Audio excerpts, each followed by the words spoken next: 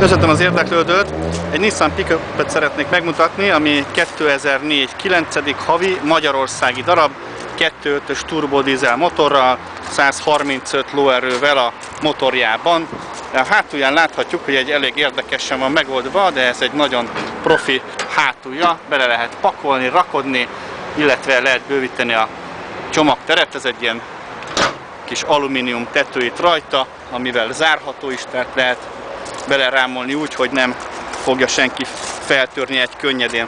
Nézzünk a belsejébe is bele, láttuk, hogy szép ezüstmetál színben van, felszereltséget is megmutatnám, 4 elektromos ablak van benne, vezető oldali légzsák, kazettás rádió, illetve manuál és klíma van benne. Nézzük meg, hogy indul ez a kis autó, és elalszik a kis ízításunk. Tökéletes, hibátlan. És miért is hibátlan ez az autó? Nézzük meg, hogy miért hibátlan.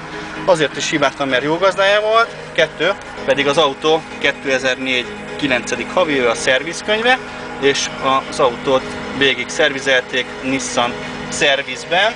És még azért is hibátlan, mert a kilométerórát is megmutatom, 81.006 km van benne, amit garantálunk, hogy így is van, és meg lehet bizonyosodni róla, szervizben átvizsgáltatni. Jöjjenek el hozzánk az M3 Autópark autókereskedésbe a Szentmihály út 90 számban, ahol szeretettel várjuk Önöket kollégáimmal együtt. Köszönöm, hogy meghallgattak, és a viszontlátásra!